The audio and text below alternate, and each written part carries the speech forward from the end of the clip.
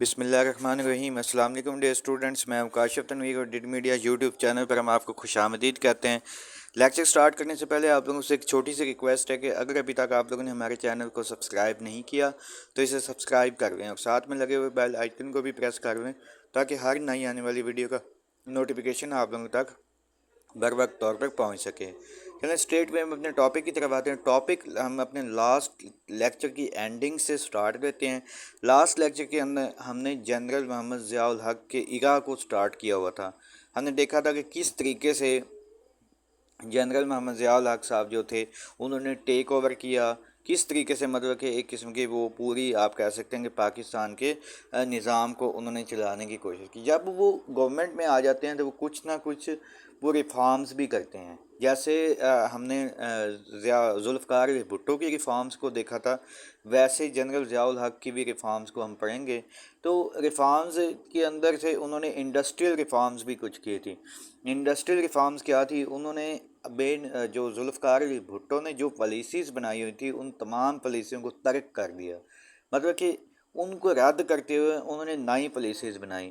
ان کا ماننا یہ تھا کہ جنرل ضیاء الحق نے جو خاص طور پر لینڈز یا جو انڈسٹریز زبردستی ان کو نیشنلائزیشن کی طرف وہ انہوں نے موو آن کیا تھا، وہ ان کا غلط کیا تھا۔ اس طریقے سے انہوں نے بہت ساری جو آپ کہہ سکتے ہیں کہ انڈسٹریز تھیں وہ انڈسٹریز دوبارہ سے ان کے متعلقہ جو مالکان تھے ان کو واپس کر دی تھیں۔ اس طریقے سے جن کے اندر رائس کی فیکٹری ہو گئی، شوگر ملز کافی ایسی تھیں جو کہ ان کے متعلقہ مالکان کو واپس کر دی گئی تھیں۔ اس طریقے سے انہوں نے ایگریکلچرل ریفارمز بھی کچھ کروائی تھیں۔ اگر ایگریکلچرل ریفارمز کی بات کی جائے تو کیونکہ یہ کوئی بھی گورنمنٹ آتی ہے تو یہ بات ہر ایک حکمران کو بڑے اچھے طریقے سے اس بات کا اندازہ ہے کہ ایگریکلچر جو ہوتا ہے پاکستان کی بیک بون ہے۔ اسی وجہ سے انہوں نے ایگریکلچر کو خاص طور پر آپ یہ کہہ سکتے ہیں کہ ایگریکلچر کی ڈیولپمنٹ کے لیے کوششیں کی تھی۔ The agriculture set up was developed, اشر was applied on agricultural production, کہ انہوں نے پہلی دفعہ اس کو اسلامک پوائنٹ آف ویو سے بھی مطلب کہ ضیاء الحق نے سوچا۔ انہوں نے اشر کا ایک باقاعدہ جو اسلام کے اندر ایک سیٹ اپ موجود ہے اشر کو لاگو کیا تھا، خاص طور پر پروڈکشن کے اوپر، کہ جو بھی پروڈکٹیوٹی ہوگی تو اس کے لیے انہوں نے حد بھی متعین کر دی کہ at the rate of 10% of رینڈ ایریاز، جو جہاں پر مطلب کہ رینڈ ایریاز جو بارانی علاقے ہوں گے ان کے اندر جو ہوتا ہے 10% اشر مقرر کیا جائے گا، اور جو باقی نہری ایریاز جو ہیں ان کے اندر 5% جو کینال ایریاز ہیں 5% اشر کو مقرر کر دیا تھا۔ اس طریقے سے انہوں نے ایجوکیشنل ریفارمز بھی کچھ کی۔ میں پرسنلی طور پر اگر میں انالائز کروں تو ان کی کچھ اس ایجوکیشنل کے ریفارمز کے اندر ان کے کچھ اچھے مقام بھی تھے۔ وہ کیسے کہ انہوں نے اسلامیات اور پاکستان اسٹڈیز کی تعلیم کو انہوں نے کمپلسری سبجیکٹس کے طور پر یہ کر دیا کہ چاہے کوئی بھی اسٹوڈنٹ ہو کسی بھی یعنی کہ فیلڈ کے اندر اس نے ایڈمیشن لیا ہے، چاہے وہ سائنس کے اندر ہو، آرٹس کے اندر ہو، MBBS ہو، تو وہ اسلامیات اور پاکستان اسٹڈیز کی تعلیم کو لازمی حاصل کرے گا۔ ایون کہ آپ کہہ سکتے ہیں کہ گریجویشن تک پہلے اس تعلیم کو لازمی قرار دیا گیا، پھر اس کے بعد ایون کہ اس کو ماسٹر لیول تک بھی کیا کیا گیا، لازمی قرار دے دیا گیا تھا۔ Governments took step to establish separate women university, ان کی کوشش تھی کہ خاص طور پہ جو وومن یونیورسٹیز ہیں گرلز کے لیے الگ سے وومن یونیورسٹی ہونی چاہیے جس کے اندر صرف اور صرف خواتین تعلیم حاصل کر سکیں۔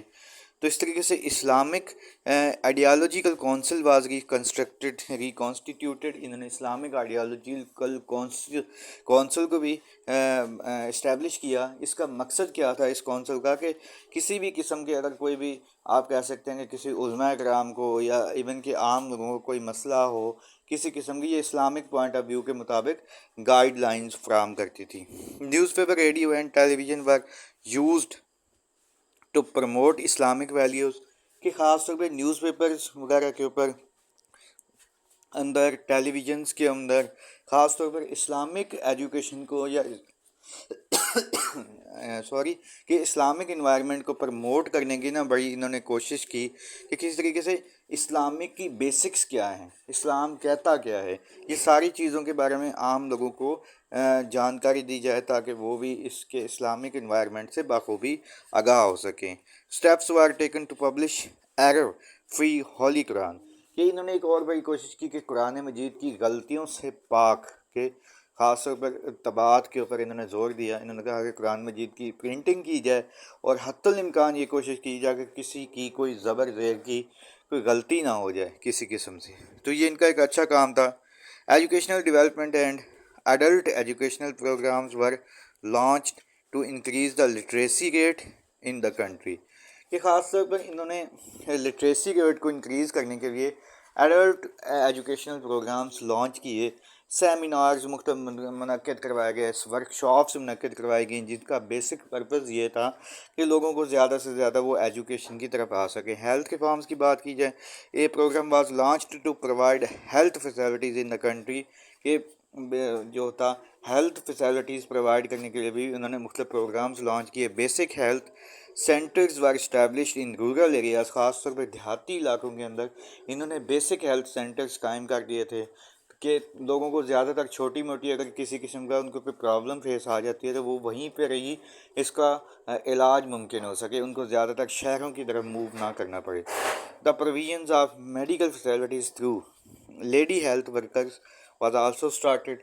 کہ لیڈی ہیلتھ ورکرز عموماً گھر گھر جا کر جیسے کہ لوگوں کو خاص طور پر ہیلتھ ایشوز کے بارے میں آگاہ کیا جاتا تھا، اور ان کو اگر کوئی لیڈی ہیلتھ ورکرز عموماً خواتین کی خاص طور پہ وہ آپ یوں کہہ سکتے ہیں کہ مینٹورنگ بھی کرتی تھی کہ اگر ان کو کسی لحاظ سے کوئی ایشو ہو، میڈیکل ایشو ہو، تو ان کو ریزالو کیا جاتا تھا.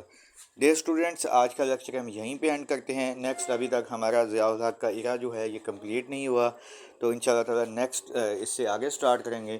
Do write your question in comment box. Hit the like and subscribe button if you haven't yet. Stay tuned and اللہ حافظ.